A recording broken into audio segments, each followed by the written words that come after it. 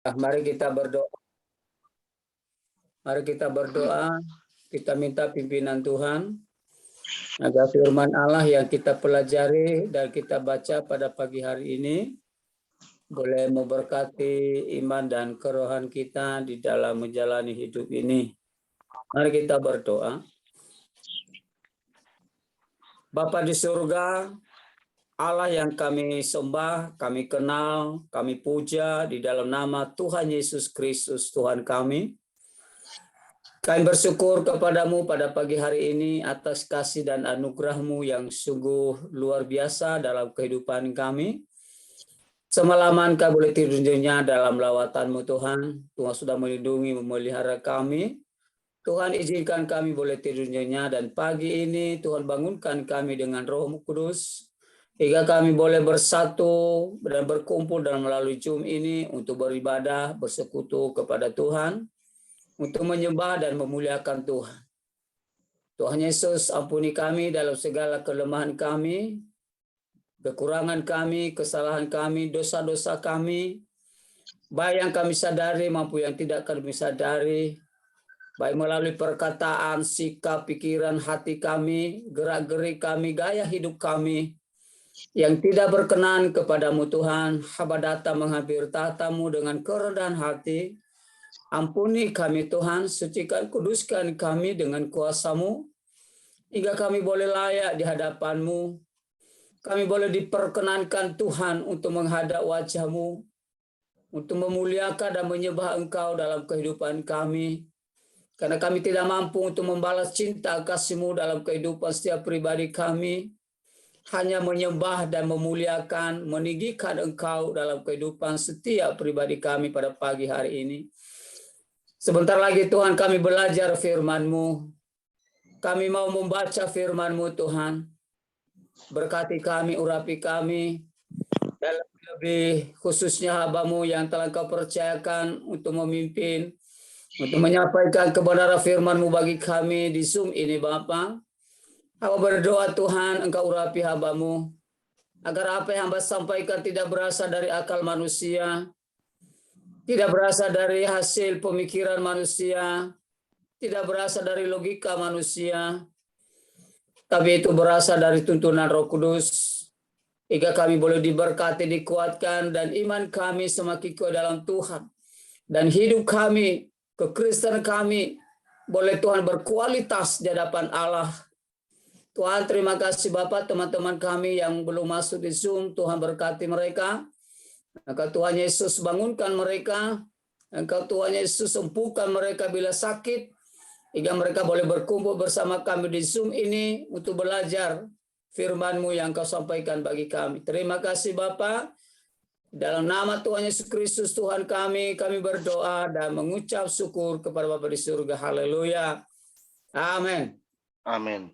Ya Bapak Ibu, saya sapa kita di Zoom ini dengan sapaan Shalom. Shalom. Puji Tuhan, pada pagi hari ini bangsa Tuhan, seberapapun kita yang ikut Zoom ini, itu Tuhan Yesus sukacita. Amin. Ya, Tuhan Yesus tidak pernah melihat ya nominal orang yang datang kepada Tuhan atau jumlah orang yang datang kepada Tuhan, tapi Tuhan lihat hati yang sungguh-sungguh datang di hadapan Allah mencari wajah Tuhan untuk menyembah dan memuliakan Tuhan. Ya Bapak Ibu, kita akan belajar firman Tuhan pada pagi hari ini, di mana tema yang saya sampaikan kepada kita melalui Ibu Lydia adalah membangun dasar kehidupan Kristen yang berkualitas. Nah Bapak Ibu saudara Tuhan, ada banyak manusia, ada banyak orang Kristen di dunia ini hanya sebatas KTP kekristenannya bangsa Tuhan. Ya, hanya sebatas Kristen. Yang penting saya ada agama bangsa Tuhan, tapi hidup kekristenannya tidak berkualitas, ya. Nah, apa itu berkualitas bangsa Tuhan? Kualitas itu yang artinya tingkat baik buruknya seseorang atau sesuatu atau kadar kekristenan itu harus berkualitas, ya. Atau berkualitas itu derajat atau taraf, ya, atau kepada kecakapan atau mutu seseorang. mutu kekristenan kita harus berkualitas, bangsa Tuhan, sehingga boleh menjadi berkat, baik bagi diri kita sendiri, baik bagi keluarga, baik bagi tetangga, dan bagi semua orang. Dan inilah yang disampaikan oleh Rasul Paulus di dalam 1 Korintus pasal 3, ayat yang 10 sampai yang ke-25. Tapi saya hanya membahas tentang ayat yang 10. Nanti bisa baca di rumah salah Tuhan dan pelajari bersama-sama supaya kekristenan kita sebagai hamba Tuhan, sebagai anak Tuhan, sebagai Kristen boleh bermutu di hadapan Tuhan.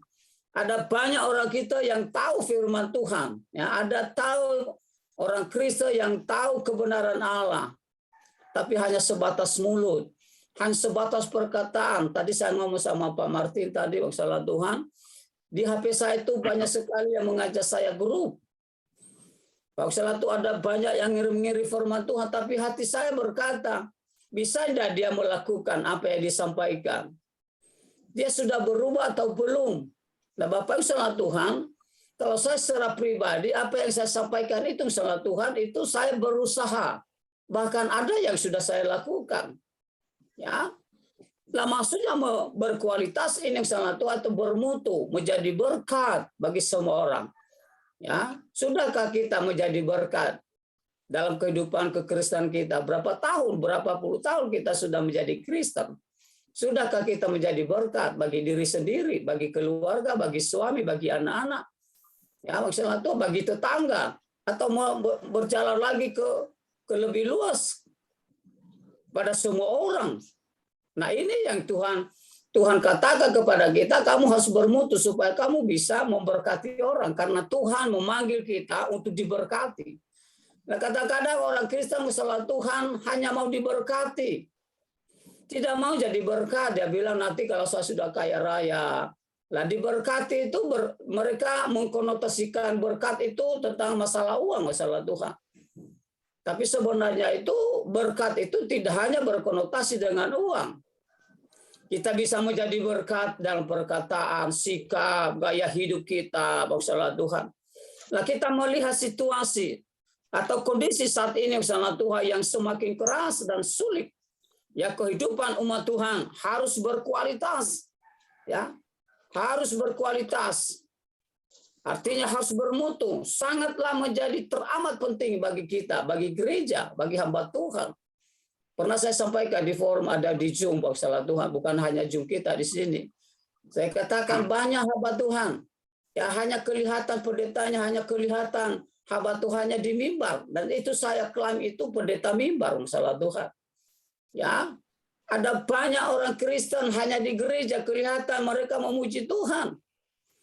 Ada banyak orang kita datang ke gereja bawa Alkitab. Sesudah selesai ibadah salah Tuhan, Alkitabnya ditaruh di atas lemari. Besok minggu dia berkata, Alkitab kamu di sini aja dulu ya, besok minggu saya ambil. Jangan kemana-mana. Nah, Bapak Ibu salah Tuhan, begitu juga hamba Tuhan. Bukan saya menghakimi hamba Tuhan, tidak. Ini kenyataan. Di daerah saya di sini, salah Tuhan, ada seorang pendeta salah satu organisasi, saya tidak menyebut. Dia masih merokok, dia masih minum arak, dia masih jual arak, salah Tuhan, kepada masyarakat.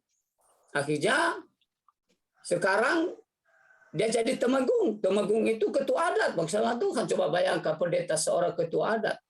Nah, Bapak Ibu salah Tuhan, bagaimana kita bisa bermutu, bagaimana kita bisa berkualitas, salah Tuhan. Ya, kita baca ayat 10 itu, perhatikan dengan baik-baik, salah Tuhan. Ini Rasul Paulus menuliskan kepada jemaat yang ada di Korintus. Sesuai dengan kasih karunia Allah yang dianugerahkan kepadaku. Ini pribadi Rasul Paulus. Ya, aku sebagai seorang ahli bangunan yang cakap telah meletakkan dasar, dan orang lain membangun terus di atasnya. Tetapi tiap-tiap orang harus memperhatikan, garis bawahi memperhatikan, bagaimana ia harus membangun di atasnya. Bapak Ibu salah Tuhan, saya catat arti memperhatikan itu ada 3. Ya, di dalam Kamus Besar Bahasa Indonesia, kata memperhatikan di situ adalah mengamati. Itu yang pertama. Ini terjemahan Kamus Besar Alkitab, salah Tuhan. Ya, bukan hasil logika saya, tidak. Ya, arti daripada memperhatikan itu atau kata memperhatikan itu yang pertama mengamati, yang kedua mencermati, ya. Itu kata memperhatikan, mengamati, mencermati dan mengawasi. Tadi ada sebelum kita buka tadi, sebelum kita mulai tadi kami ngomong dengan Pak Hari, Pak Martin, ada banyak guru yang membuka ajaran-ajaran yang mengajak kita untuk ikut guru dengan pengajaran-pengajaran yang baru. Ya, saya katakan ada juga yang menyampaikan sama saya begini, tapi hati saya tidak tertarik masalah Tuhan. Ya, nah itu memperhatikan, ya itu kita garis bawahi. Ya, memperhatikan bagaimana ia harus membangun di atasnya. Artinya bagaimana kita bisa membangun hidup kekristenan kita di atas dasar Tuhan Yesus. Ya, maksudnya Tuhan. Tidak hanya sedikit seorang hamba Tuhan. Dia hamba Tuhan. Dan dia juga bisa mau mencalonkan diri sebagai pejabat, sebagai DPR, sebagai ketua RW. Kemarin di Jakarta ada hamba Tuhan SM saya, WA-kan saya. Pak Sony minta tolong doakan, saya mau calon RW, ketua RW. Dan Bapak yang salah Tuhan. Panggilan kita itu panggilan ketua RW atau panggilan hamba Tuhan. Ya Bapak yang salah Tuhan. Serahkanlah kepada orang yang sekuler hal-hal seperti itu. Bukan amati kita tidak boleh. Tapi apa kata dunia kalau kita memperadukan pelayanan kita. Kita melayani mereka, mendoakan mereka, ketua RW, ketua dusun, ya kepala desa atau lurah. Tugas kita mendoakan mereka. Nah, Bapak yang salah Tuhan, Rasul Paulus di situ tetapi tiap-tiap orang harus mengamati, mencermati dan mengawasi. Ya harus membangun di atasnya. Tanpa kualitas hidup bangsa Tuhan akan mudah terjebak oleh tipu daya dunia dan bujuk rayu si jahat. Nah, itu tadi. Sekarang ada banyak hamba Tuhan di daerah saya berlomba-lomba untuk mencalonkan diri sebagai kepala desa. Kenapa masalah Tuhan? Saya percaya bukan karena mau menjadi berkat bagi masyarakat, bukan. Karena mereka mengejar dana daerah, dana desa. Itu luar biasa sekarang 1,6. Siapa yang dah gila masalah Tuhan? Jadi yang ngatur keuangan. Hati-hati.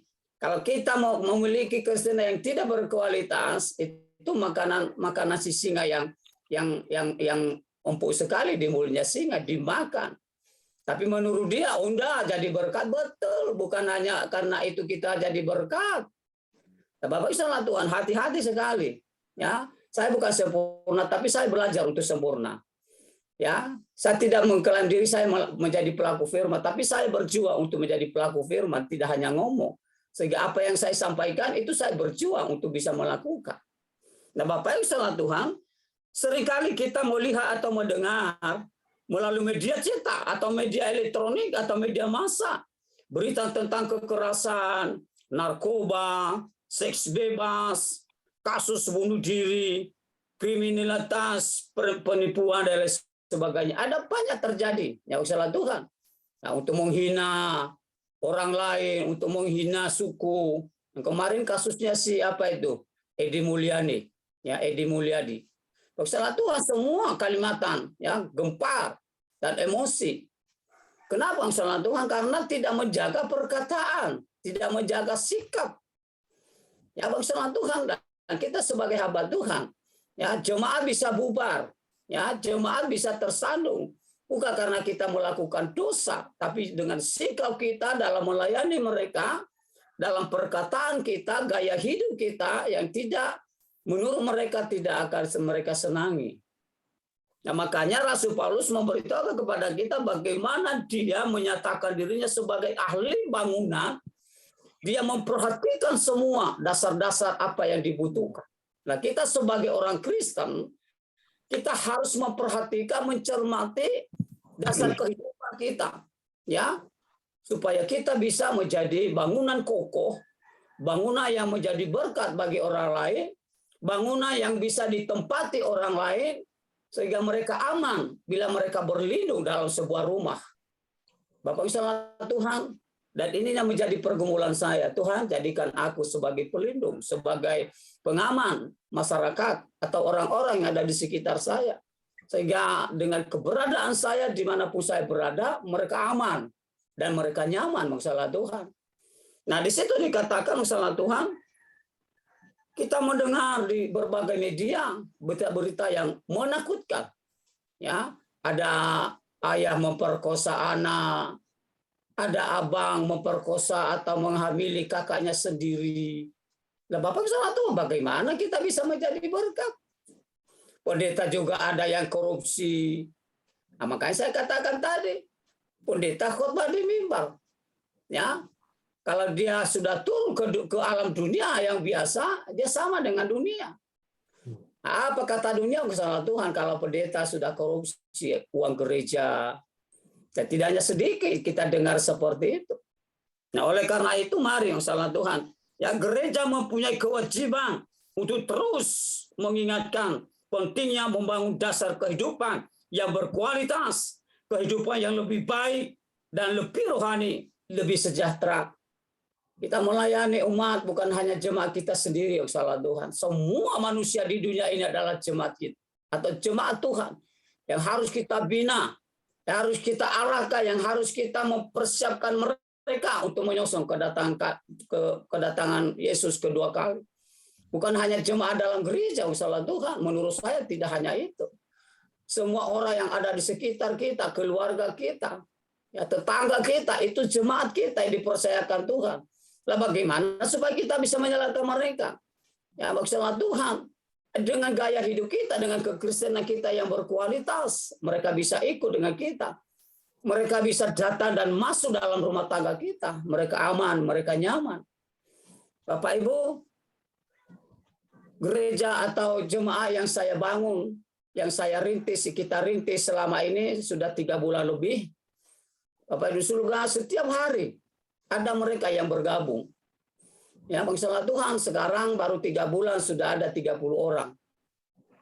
Dan itu paling tidak setiap ibadah tadi malam, kami ibadah setiap hari Jumat malam, malam Sabtu. Dan mereka datang luar biasa, antusias mereka. Ya, mereka rindu datang, masalah Tuhan. Kenapa? Saya usahakan. Ya, dengan geri-geri saya, gaya hidup saya, bicara saya harus menyenangkan mereka. Bukan dalam arti kita motivasi menyenangkan mereka, bukan. Ya, supaya mereka nyaman, mereka berlindung dalam kehidupan kekristenan kita, aman di dalam perlindungan Pak Sony. Mari kita berlindung di sana. Ada hujan tidak basah, ada panas tidak kepanasan. Itu mereka memperhatikan itu masalah Tuhan. Nah, bagaimana kita bisa menjadi membangun kekristenan yang berkualitas atau bermutu? Ya, jangan misalnya Tuhan semua orang Kristen ya hanya sebatas kekristenan, hanya sebatas KTP. Nah, di situ dikatakan gereja mempunyai kewajiban atau kewajiban itu apa ya? Tanggung jawab, ya, mempunyai tanggung jawab untuk mengingatkan pentingnya membangun dasar kehidupan yang berkualitas. Sampaikan kepada jemaat Tuhan bagaimana cara kita untuk membangun itu. Ya, maka pada pagi hari ini izinkan saya untuk menyampaikan kepada kita ya bagaimana membangun dasar kehidupan kekristenan yang berkualitas, yang bermutu, yang baik, yang bermanfaat dalam kehidupan orang lain. Yang pertama masalah Tuhan, ya. Yang pertama untuk bisa kita membangun kualitas kekristenan kita di dunia ini, yang pertama, yang satu kita melihat masalah Tuhan, yang pertama miliki dasar hidup yang benar. Saya harus berjuang supaya hidup saya benar-benar hidup dalam kebenaran firman Tuhan. Ya, miliki dasar hidup yang benar. Ayat 10 tadi berkata apa? Sesuai dengan kasih karunia Allah, ini Rasul Paulus, yang dianugerahkan kepadaku, aku sebagai seorang ahli bangunan, ya, yang cakap telah meletakkan dasar dan orang lain membangun terus di atasnya. Tetapi tiap-tiap orang harus memperhatikan, yang mencermati, mengawasi, Tuhan, atau mengamati bagaimana ia harus membangun di atasnya. Kita memperhatikan kehidupan kita, bagaimana kita bisa membangun kehidupan kita di hadapan Allah. Bagaimana kita bisa membangun kehidupan jemaah yang berkualitas kalau orang yang mau membangun tidak memahami, tidak pakar, ya. Di situ dikatakan aku seorang ahli bangunan. Ahli itu sudah profesional, salah Tuhan, sudah pekerjaannya, sudah pengalaman. Tadi sebelum kita mulai tadi kami ngomong-ngomong dengan Pak Martin, ya, untuk bisa mengajar orang lain itu kita harus mengajar diri kita sendiri dulu, ya. Apakah yang kita ajarkan itu kita sudah mengajarkan untuk diri kita sendiri, ya. Menyelamatkan orang lain itu apa harus kita pasti bahwa kita sudah diselamatkan Tuhan. Nah, Bapak Ibu salah Tuhan, ayat 11, ya. Coba perhatikan. Karena tidak ada seorang pun yang dapat meletakkan dasar lain daripada dasar yang telah diletakkan oleh Kristus, yaitu Yesus Kristus. Yesus Kristus mengklaim dirinya dia adalah batu karang yang teguh. Ya, batu karang yang kokoh yang tidak bisa digoyahkan apapun. Ada banyak batu seperti saya katakan tadi, mohon maaf saya ulangi lagi. Ya, dia tidak puas dengan panggilan untuk melayani. Ya, dia tidak puas untuk menyerahkan hidupnya kepada Tuhan dari panggilan Tuhan. Dia mau mencalon DPR, calon bupati, calon RW, seperti saya katakan tadi ada yang WA-kan saya, calon kepala desa. Nah, Bapak salah Tuhan. Iman kekristenan kita hanya satu dasar, salah Tuhan, yaitu Yesus Kristus. Ya, ayat 12 berkata, coba perhatikan. Entahlah orang membangun di atas dasar dengan emas, perak, batu permata, kayu atau rumput kering atau jerami. Makanya Tuhan Yesus berkata nanti kelihatan nanti bagaimana dia membangun kehidupan kerohaniannya, ya. Apakah di atas kayu, di atas emas, di atas batu dan di atas jerami, kelihatan yang salah Tuhan. Pasti Tuhan ngetes, ya. Nah, ini sudah mulai pengetesan daripada Tuhan. Masih kokohkah kamu dari panggilan itu? Atau kamu melarikan diri dari panggilan itu? Saya secara pribadi, salah Tuhan, saya sudah tahu persis bahwa panggilan saya, ya, bukan bekerja sekuler. Saya bekerja di ladang Tuhan apapun yang terjadi. Sampai hayat hidup saya tetap melayani Tuhan. Ya, waktu saya ada di Temanggung, salah Tuhan, di Keranggan, Bang salah Tuhan, di GBI Pak Silas almarhum, ya, saya diminta untuk calon pegawai kemenang. Yang penting saya bisa keluar dari kekristenan. Oh, tidak bisa. Mau gaji saya 1 miliar satu bulan atau 1 miliar 1 minggu, itu tidak ada nilainya dibanding Yesus. Artinya apa? Saya sudah yakin benar dan pasti tidak ada keselamatan selain Yesus. Nah, Bapak Ibu sama Tuhan, ya, di situ dikatakan entahlah orang membangun di atas dasar dengan emas, perak, batu, permata atau kayu atau rumput, nanti bisa ketahuan salah Tuhan. Mungkin sekarang kita berkata, oh saya hanya percaya sama Yesus, tapi pada akhirnya nanti Tuhan ngetes salah Tuhan. Ya, di daerah saya banyak bang salah Tuhan yang tergiur kepala desa. Ya, karena dana desa itu 1,6 kalau tidak salah sekarang ini. Ya, maksudnya itu berlomba-lomba, mereka lupa panggilan. Ya, lupa panggilan. Berarti dasar membangun dasar kekristenan mereka, dasar membangun kependetaan mereka tidak berdasar dari panggilan, masalah Tuhan. Ya, itu harus hati-hati, masalah Tuhan. Ya, kita harus memiliki kehidupan yang benar di hadapan Allah. Yang kedua, untuk bisa membangun kehidupan kekristenan kita di hadapan Allah, kita harus memiliki manusia batinnya terus dibaharui. Ya.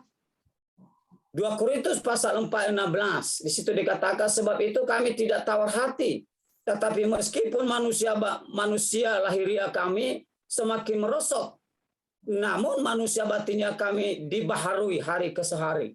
Nah, baguslah Tuhan, tidak ada yang sempurna dalam dunia ini, tapi itu harus kita memiliki kerinduan untuk bisa sempurna. Manusia batinnya kita terus dibaharui, ya. Supaya kita bisa memiliki kehidupan kekristenan yang berkualitas, yang bermutu. Rasul Paulus berkata, sebab itu kami tidak tawar hati. Tetapi meskipun manusia lahiriah kami semakin merosot, semakin menurun, ya, Namun manusia batinnya kami, manusia rohani kami dibaharui dari sehari ke sehari. Ini kerinduan Rasul Paulus. Apa yang terjadi? Dia mencapai kesempurnaan. Ya. Ayat kedua, ayat ke-17. Sebab penderitaan ringan yang sekarang ini mengerjakan bagi kami kemuliaan kekal yang melebihi segala-galanya, jauh lebih besar daripada penderitaan kami. Bapak salah Tuhan, penderitaan di dunia ini tidak sebanding dengan penderitaan di neraka, salah Tuhan. Ya, seperti kami di Mempawai ini, bukan dalam hati saya menderita, tidak, Pak salah Tuhan. Tapi paling tidak, salah Tuhan, kami pakai kendaraan roda 2, terbitan tahun 2012, ya, kecil motornya, jalan jauh dari rumah, dan di pelayanan yang kami layani, tidak kami dapat apa-apa, malah kami yang berkorban, maksudnya Tuhan. Kami yang menjadi berkat bagi mereka. Tapi itu tidak sebanding penderitaan nanti di akhirat kita. Ya, dan Bapak Ibu salah Tuhan, kalau kita bisa membangun kekristenan yang berkualitas, bermutu, kekristenan yang baik, maka Tuhan akan berpihak kepada kita. Tuhan terus memperbaharui hidup kita di hadapan Allah. Ya. Nah, Bapak Ibu, kita melihat ayat 18. Sebab kami tidak memperhatikan yang kelihatan, melainkan yang tak kelihatan. Karena yang kelihatan adalah sementara, sedangkan yang tak kelihatan adalah kekal. Ya, Bapak Ibu salah Tuhan, sudahkah kita melihat kehidupan kekal bagaimana modelnya? Kita sebagai hamba Tuhan, kita sebagai orang yang sudah belajar teologi, mungkin ada S2 di tempat ini, ada S3, ada yang sarjana teologi. Sudahkah kita melihat keselamatan itu modelnya bagaimana? Tapi dengan hati yang percaya dengan sungguh-sungguh bahwa Yesus itu adalah satu-satunya hidup kekal kita. Tidak ada yang lain, apapun. Ya, kita bisa memiliki hidup kekal bukan karena kita memiliki segala-galanya dalam dunia ini. Ya, maksudnya Tuhan, bukan dalam arti tidak boleh kaya, tidak boleh memiliki segala-galanya, boleh. Tapi kekristenan kita bangun atas dasar apa? Apakah kekayaan kita sehingga kita bisa sombong, ya, bisa sombong karena harta yang kita miliki? Maksudnya Tuhan, kita menganggap orang lain remeh, kita menganggap orang lain itu rendah. Bapak Ibu yang dikasih dalam Tuhan, di situ dikatakan, sebab kami tidak memperhatikan yang kelihatan. Saya secara pribadi, bukan saya rohani, bukan saya sudah sempurna.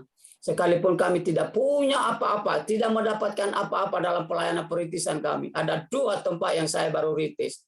Ya, yang satu sudah 30 orang, 25 orang ibadah setiap ibadah. Yang kedua, kemarin kami membuka perdana tanggal 18 Januari, dan ibadah kedua kemarin hari Rabu kemarin, misalnya tanggal 26, ya, tanggal 26 malam, dan mereka sudah dapat hadir ada 10 orang. Nah, Bapak Ibu salah Tuhan, sama dengan pelayanan saya yang 25 orang, 30 orang yang hadir. Tidak ada apa-apa, malah kami beli bensin. Ya, maksudnya Tuhan. Dan ini yang kita lihat ini bukan yang kelihatan. Supaya kita dapat apa-apa. Bagaimana kita bisa melayani mereka dengan sukacita. Nah, Bapak Ibu salah Tuhan. Hasil manusia batiniah yang terus-menerus dibaharui adalah yang pertama, tidak mudah tawar hati, kuat menghadapi penderitaan. Ya, baguslah Tuhan. Ada teman saya di Jakarta, kok bisa ya Pak Pendeta tamatan sarjana bisa melayani di daerah terpelosok ya, terpencil ya. Saya bilang, Bu, itu yang memasukkan kita ke surga itu bukan sekolah teologianya, Bu, bukan sarjana, S2, doktornya, Bu.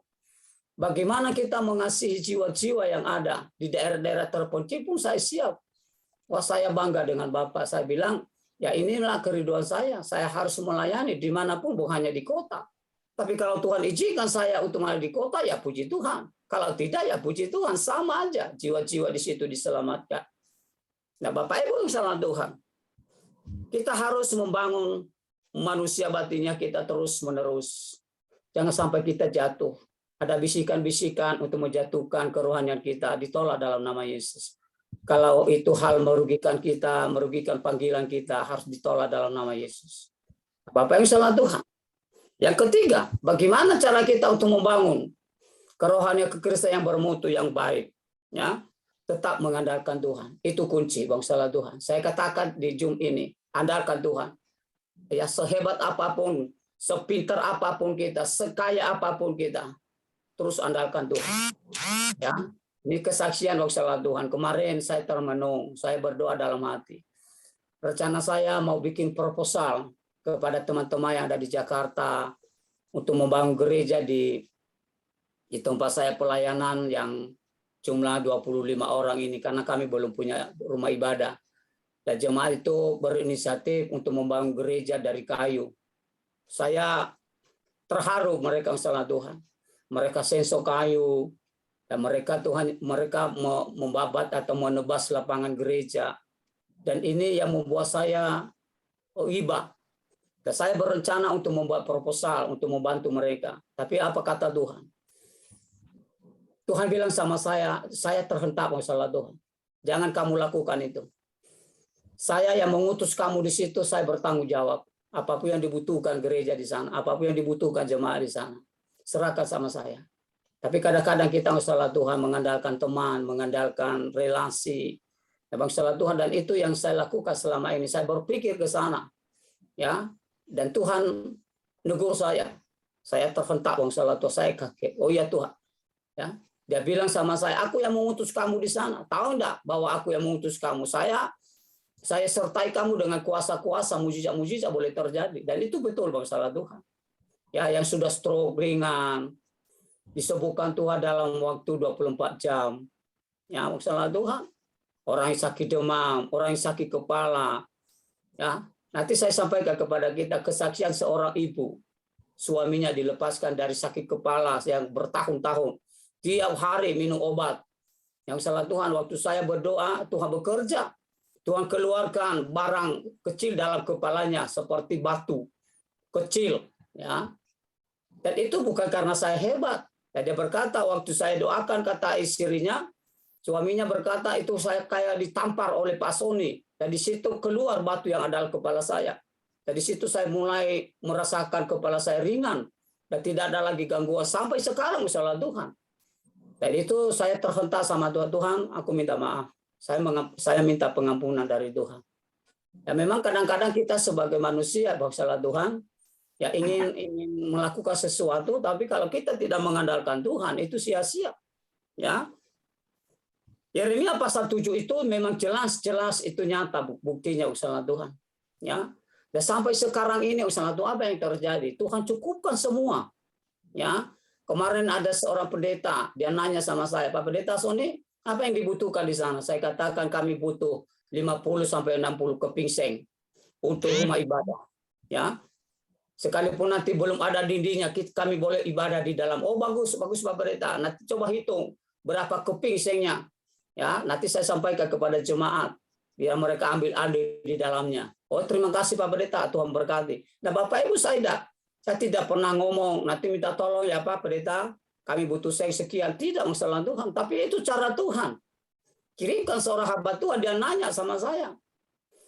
Dari daerah kami yang sudah ada berkah di sana, masalah Tuhan yang sudah diberkati Tuhan di sana, mereka bilang nanti saya sumbang pasir, saya sumbang batu, saya sumbang semen, masalah Tuhan. Tanpa saya ngomong, jemaah yang ngomong sama saya, Pak Pendeta nanti ada masyarakat di sini yang membantu pasir, membantu batu dan semen. Oh puji Tuhan. Nah Bapak salah Tuhan, kalau kita mengandalkan Tuhan, jelas kata Yeremia ya kepada bangsa Israel, apa di situ dikatakan? Yeremia pasal 17 ayat 7 dan 8. Diberkatilah orang yang mengandalkan Tuhan, ya, mengandalkan Tuhan dan menaruh harapannya pada Tuhan. Itu yang pertama, ya. Mengandalkan Tuhan dan menaruh harapannya kepada Tuhan, berharap hanya kepada Tuhan. Di samping kita mengandalkan Tuhan, kita menaruh harapan kita sepenuhnya kepada Tuhan, bukan kepada manusia. Ya. Nah, Bapak salah Tuhan. Di situ dikatakan orang yang mengandalkan Tuhan itu bagaimana wujudnya. Selanjutnya, ia akan seperti pohon yang ditanam di tepi air. Kita sudah tahu salah Tuhan, orang pohon yang ditanam di tepi aliran air tidak pernah kering, tidak pernah layung, salah Tuhan, dia selalu subur. yang merabatkan akar-akarnya ke tepi batang air, dan yang tidak mengalami datangnya panas terik. Itu yang kita garis bawahi. Orang yang ditanam atau pohon yang ditanam di tepi aliran air, yang salah Tuhan tidak pernah mengalami teriknya matahari. Ya, dan yang tidak mengalami datangnya panas terik, yang daunnya tetap hijau, tetap sehat, yang tidak khawatir dalam tahun kering, dan yang tidak berhenti menghasilkan buah.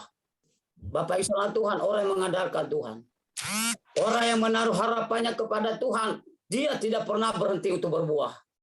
Makanya Yesus berkata dalam Yohanes 16 ayat 15 ayat 16, aku memilih kamu dan bukan kamu yang memilih aku memilih kamu, aku menetapkan kamu untuk pergi menghasilkan buah, dan buahmu itu tetap.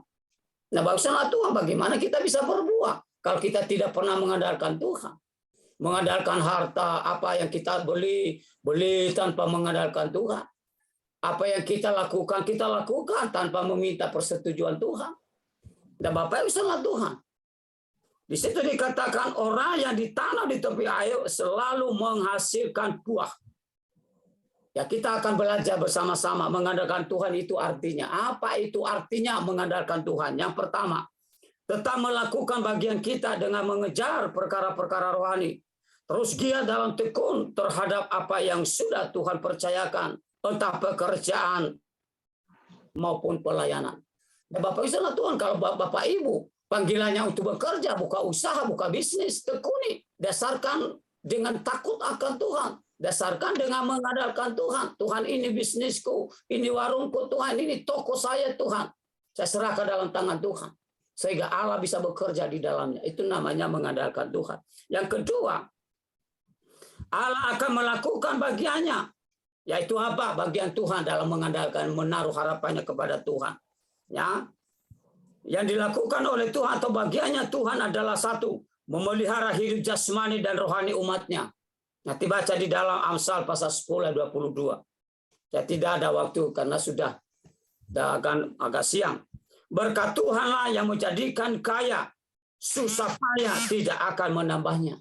Dan Bapak Ibu saudara Tuhan, mari kita membangun dasar kekristenan kita yang berkualitas, bermutu, ya. Dasar kekristenan yang baik hingga bisa menjadi berkat bagi semua orang yang ada di sekitar kita. Oleh karena itu, saudara Tuhan, saya tutup, ya. Saya tutup dengan penutup atau kesimpulan daripada membangun dasar kekristenan kita yang berkualitas. Ya, yang pertama, memiliki dasar hidup yang benar di hadapan Allah. Kamu berkoar-koar, bertobat, jemaat bertobat, harus berubah.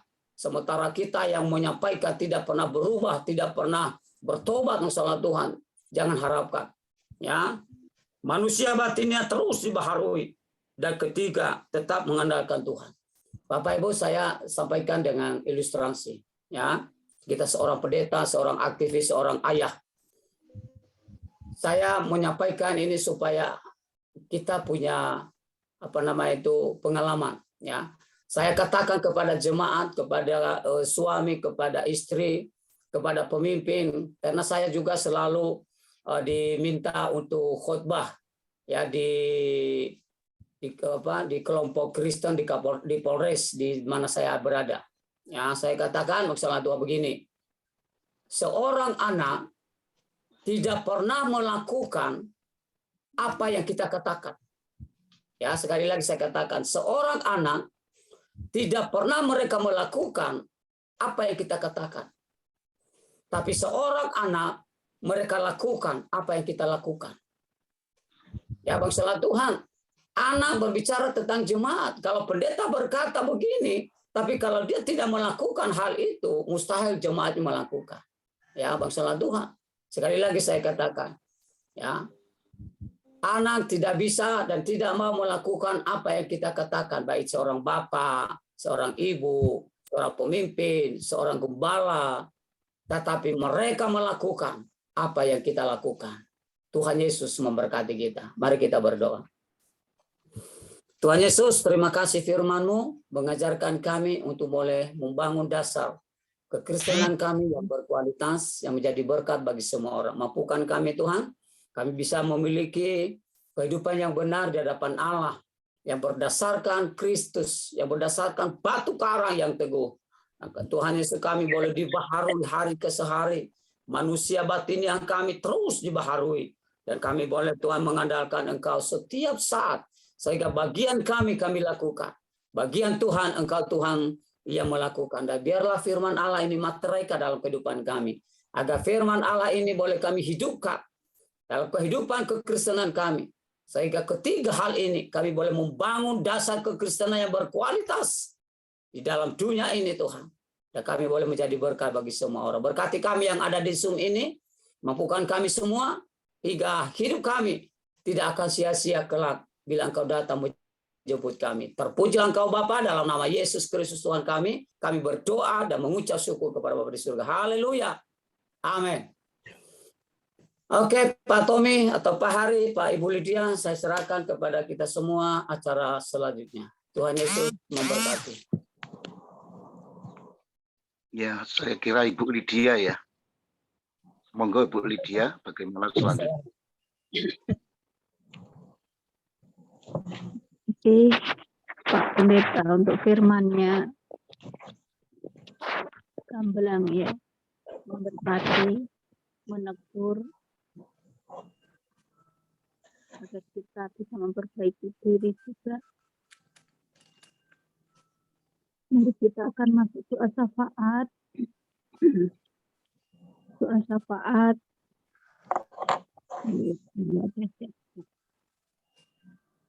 Pak Liman masih ada?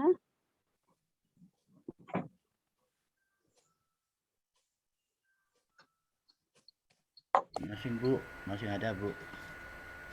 Halo Pak Liman, kita bantu doa syafaat bersama Pak Martin.